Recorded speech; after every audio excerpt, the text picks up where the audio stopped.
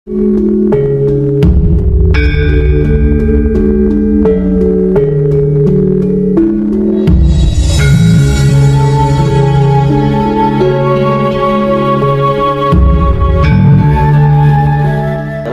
dia secara pribadi atau istihad dia secara pribadi atau dongeng yang dia dengar secara pribadi itu mungkin. Tapi kalau misalkan hampir semua orang mengatakan yang seperti itu dengan tema-tema yang sama untuk mengglorifikasi garis nasabnya, itu benar-benar luar biasa. Syekh Abi Bakar bin Salim tidak membutuhkan waktu yang banyak untuk mendapatkan rahasia, untuk mendapatkan karamat hanya dengan hitungan jam. Lantas Syekh Ma'ruf bertanya, apakah Abu Bakar anak Salim masih berada di depan pintu? Ya, betul, Bro. Dalam sekejap Syekh Ma'ruf telah memberikan ilmu yang lautan kepada Syekh Abu Bakar bin Salim. Bahwa misalkan kan dalam tradisi Islam yang kita ketahui itu adalah Nabi derajatnya paling tinggi di atas semuanya dan sebagainya, dan mereka memiliki kemampuan-kemampuan yang sama seperti manusia biasa-biasa aja, kecuali ada beberapa bagian yang ganjil gitu, dan beberapa yang ganjil itu juga cuma sangat-sangat sedikit dan tidak ditonjolkan gitu. Ini mah semua kisah tentang habaib itu baraya bisa cek ke sana ke sini. Di Masjid Habib Abu Bakar ini penuh orang mengharap bahwa dia yang ditunjuk oleh Habib Abu Bakar menjadi wali kutub. Ternyata Habib Abu Bakar diperintahkan oleh Rasulullah untuk mengeluarkan seorang pemuda yang bertapa di sebuah rimba, Habib Saleh Tanggul, atau yang dikenal Habib Karamat Tanggul. Ada beberapa ceramah yang menuntut interpretasi bahwa Habib itu memang lebih tinggi daripada derajat Nabi. Misalkan karena Syekh Abu Bakar bin Salim ini sangat luar biasa. Luar biasa. Bahkan ucapan beliau mengatakan, kalau aku tidak malu kepada Allah, ini yang sangat. Kalau aku tidak malu kepada Allah Ta'ala, maka neraka Jahannam itu akan aku matikan. Kalau aku tidak malu kepada Allah Ta'ala, maka neraka Jahannam itu akan aku matikan. Ini gak ada ceritanya, bahkan Nabi pun selevel Nabi itu tidak ada yang pernah memiliki kemampuan seperti itu gitu. Ini secara tersirat atau mungkin bisa memaksa kita untuk menginterpretasikan bahwa Habib ini memiliki kemampuan yang lebih dari Nabi gitu. Karena beliau benar-benar memegang kunci surga dan beliau benar-benar menentukan mana orang yang berhak untuk masuk surga dan mana yang berhak untuk masuk neraka. Pada waktu berkumpulnya para ulama untuk menentukan bendera Indonesia ini yang pantas berwarna apa, maka Habib Hussein bin Abu Bakar al-Idrus ini membuka kitab Sahih Bukhari, mengutip sabda Nabi, kemudian memberikan keputusan yang disepakatin oleh para ulama. Bendera Indonesia ini adalah merah putih. Mereka akan menceritakan ya bisa dibilang dongeng-dongeng semacam ini, tetapi dongengnya itu untuk kelompok mereka sendiri saja, untuk mengglorifikasi nasab mereka dan mengglorifikasi kebiasaan-kebiasaan mereka gitu, dan perkataan-perkataan mereka gitu. Merah putih sudah menyatu di dalam tubuh para habaib.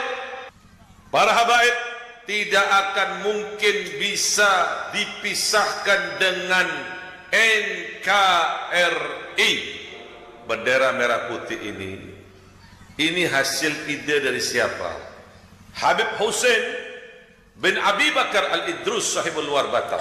Bukan hanya mengglorifikasi nasabnya, tetapi juga mengglorifikasi tempat awal mula mereka berada gitu. Misalkan Tarim itu kan awal mula kelompok Ba'alawi itu muncul gitu. Sebuah kota di Yaman itu adalah kota yang disebut sebagai kota para wali, dan kemudian dari sanalah para penyebar agama Islam di Indonesia itu muncul, bermula. Detik beliau mau meninggal dunia, ternyata dari kota Hadramut ini banyak datang kepada beliau. Setelah ditanya oleh tamu tersebut, dari mana tahu kalau Habib Saleh ini?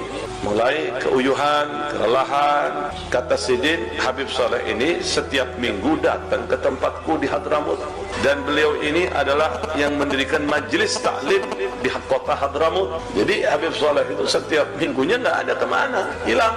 Dan itu terjadi, disaksikan oleh orang-orang yang terdahulu, orang-orang yang ada dan orang-orang yang menyaksikan pada waktu itu, yang langsung bercerita lawan ulun, Al-Habib Abdurrahman bin Syekh Al-Attas, Jakarta. Dan ini masih dihiasi dengan ancaman-ancaman bahwa siapapun yang meragukan kisah mereka, yang meragukan nasab mereka dan sebagainya, itu neraka, dosa besar, tidak akan dapat syafaat dan sebagainya gitu. Dengan kekaromatannya yang spontan. Ada orang wali itu karomatnya 1-2 hari. Ini Habib Saleh tidak. Ambil apa-apa dari bawah sejadah Habib Saleh. Seperti Habib Saleh bin Abdullah Al-Hamid, kakek dari Habib Saleh Tanggul ini. Makanya untung sampean bertangga dengan Habib Saleh. Ini wali kutub, ini luar biasa sampean. Jangan buat mainan. Hati-hati. Habib Saleh ini kekaromatannya spontan sampean. Bahkan beliau memberikan kabar gembira bagi mereka yang mencintainya. Kabar gembira bagi mereka yang ikut mencintai Habib Saleh. Datang kepada Habib Saleh. Man hadar indana lahul kasib. Siapa orang yang datang kepadaku, dia akan mendapatkan bagian, kata Habib Saleh. Primordialismenya tuh bisa sampai se ekstrim ini gitu, tetapi dianggap sebagai sesuatu yang lumrah gitu. Jadi misalkan MUI yang sangat rajin untuk menuduh ini sesat, ini tangkap, ini penistaan agama dan sebagainya. Yang memberikan ide lambang negara yang kita cintai ini para habaib, Sayyidil Habib Syarif Hamid Al-Gadri, Sultan yang ada di Pontianak, memberikan gagasan tentang Garuda Pancasila, kemudian yang memberikan keputusan hasil musyawarah Bung Karno dengan para kiai, sehingga muncul sila pertama di dalam Pancasila, ketuhanan yang Maha Esa. Dan kalau kita lihat bagaimanakah sejarah-sejarah yang lain, tidak akan pernah sampai lihat dipisahkan dari jasa-jasa para habaib. Dan mereka tuh berani untuk mengubah teks gitu. Mereka tuh berani untuk merekayasa teks. Jadi kan di dalam Islam itu teks yang paling suci itu Quran dan Sunnah. Nah mereka tuh berani merekayasa itu gitu. Misalkan mereka berani mengeluarkan sebuah hadis, tapi riwayat mereka diriwayatkan oleh mereka sendiri gitu. Makanya ulama para habaib pula, walaupun mereka di penjara, walaupun mereka bertahun-tahun berada di penjara, keluar dari penjara, dia tidak akan pernah padam di dalam hatinya, tidak akan pernah padam semangatnya untuk memperdekakan Republik Indonesia ini dari jajahan-jajahan asing dan asing, saudara-saudara. Sebagian mereka yang berkhianat dari kelompok lain, yang menipu dari kelompok lain, yang berdusta dari kelompok lain, yang dituduh habaib. Saya tidak tahu kenapa dengan penyimpangan yang sebesar ini masih dibiarkan sama ulama-ulama yang memiliki otoritas gitu atas hal ini gitu. Ya saya nggak tahu sih, cuman mereka masih aja menghakimi saya liberal, menghakimi saya itu tersesat, menghakimi saya Wahabi dalam hal ini. Wahabi menuduh saya yang aneh-aneh gitu, saya dituduh Wahabi sama mereka dan sebagainya. Ana Hamidi min Jawa Syarqiyah min Tanggul min Ala Ba'alwi. Setelah kita baca nanti, kita akan kasih shock terapi tegangan tinggi terhadap Imad dan pengikut-pengikutnya Imad. Jadi kalau dibiarkan ini, Dajjal ini akan mempengaruhi orang-orang awam. Betul. Kitab ini tidak ada yang membantah kitab ini kecuali aliran sesat Wahabi dan Syiah. Jadi mereka mencoba untuk menyelisihi sejarah umum yang kita ketahui. Kita tidak boleh melepaskan dan tidak boleh melupakan sejarah. Indonesia ini merdeka berkat perjuangan para habaib. Tidak akan mungkin bisa penguasa manapun memisahkan NKRI dengan para habaib. Kisah-kisah semacam ini bukan hanya dijelaskan di 1-2 orang gitu, 1-2 majelis di kalangan mereka, dan di channel YouTube, di TikTok semuanya sudah banyak cerita-cerita seperti ini bertebaran. Wali-wali di Indonesia ini, di dunia ini 60-70% Alawiyun. Ini yang dinafikan, ini yang diingkari. Galil adab, biadab itu kelompok-kelompok imam itu. Saya berjanji nanti, saya akan kasih shock terapi tegangan tinggi terhadap. Jangan macam-macam. Anda telah membangunin harimau yang tidur. Kami akan buat goncang nanti dunia ini.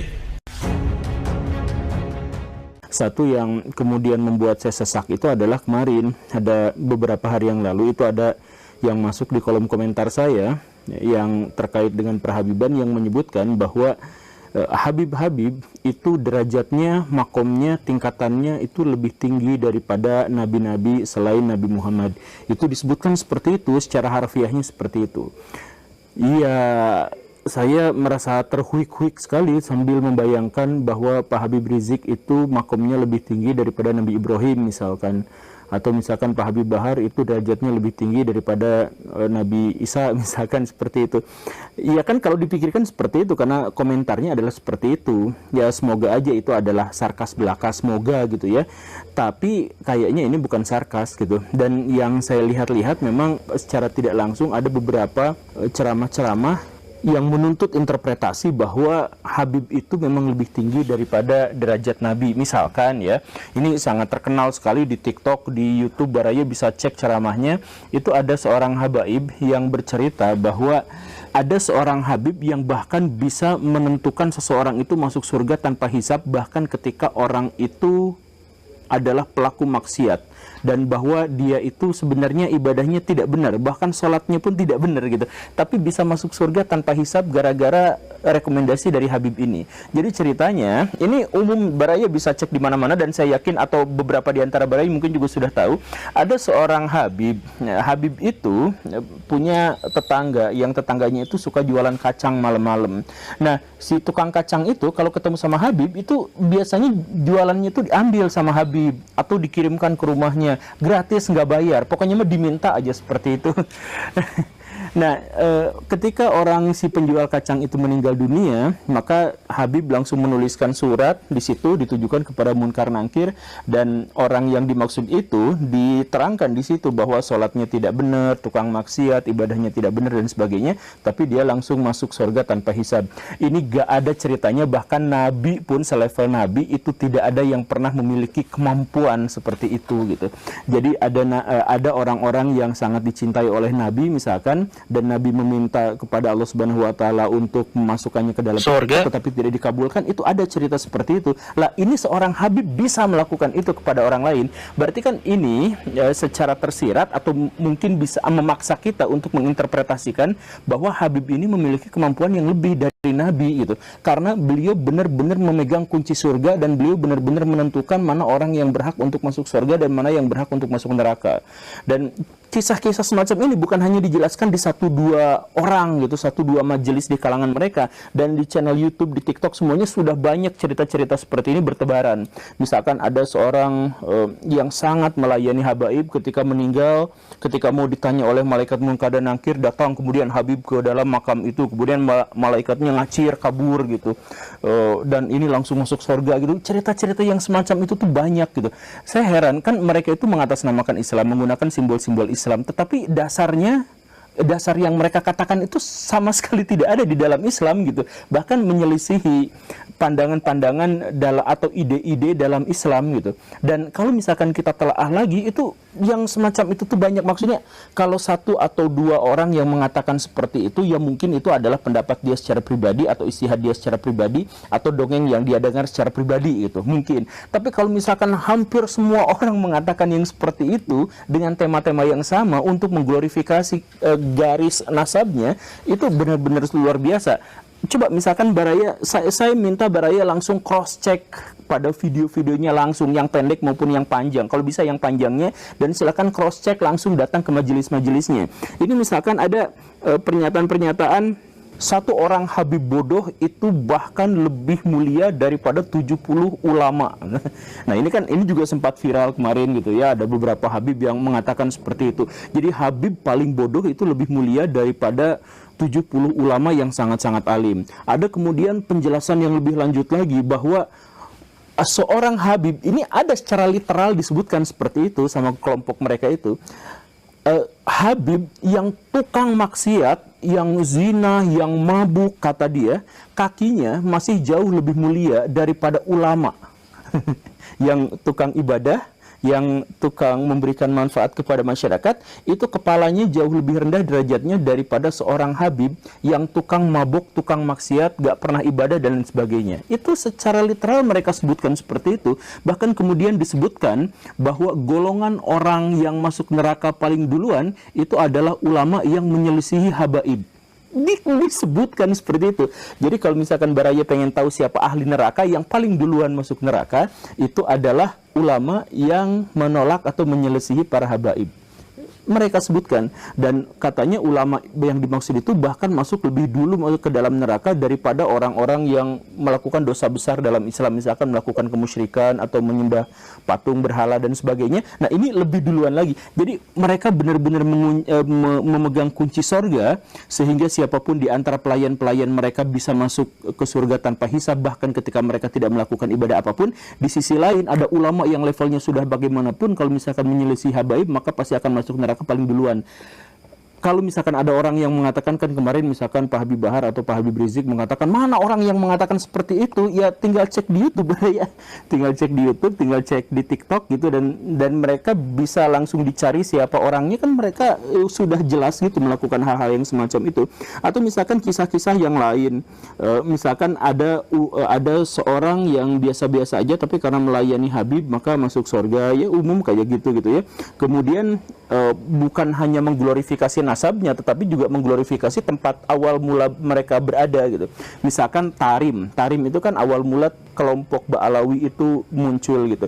Sebuah kota di Yaman itu adalah kota yang disebut sebagai kota para wali, dan kemudian dari sanalah para penyebar agama Islam di Indonesia itu muncul, bermula. Jadi mereka mencoba untuk menyelisihi sejarah umum yang kita ketahui bahwa penyebar ajaran agama Islam di Indonesia itu adalah orang-orang dari Tarim. Bahkan mereka menyebut bahwa Tarim itu bahwa Indonesia itu dan Jawa secara spesifik itu adalah milik dari ulama-ulama atau aulia-aulia dari Tarim.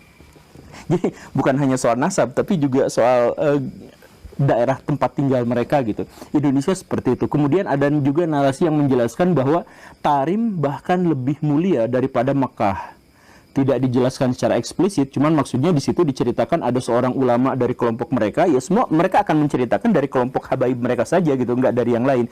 Jadi mereka menceritakan ada seorang yang sangat suci yang berasal dari kota itu, yang tidak pernah keluar dari Tarim sama sekali, bahkan tidak keluar untuk ibadah haji dan ibadah umroh, karena baginya kota ini lebih suci, dan karena bagi mereka kota ini ada wewangian Nabi, katanya seperti itu. Dan orang ini walaupun tidak pernah datang ke Mekah dan Madinah, jadi tidak pernah berhaji, tapi dia datang ke upacara ulang tahun meninggal, apa namanya, haul gitu, dari seorang Habib. Jadi kalau misalkan seorang Habib meninggal, kemudian dia datangi, tetapi kalau misalkan ke Mekah dan Madinah, dia tidak datangi gitu.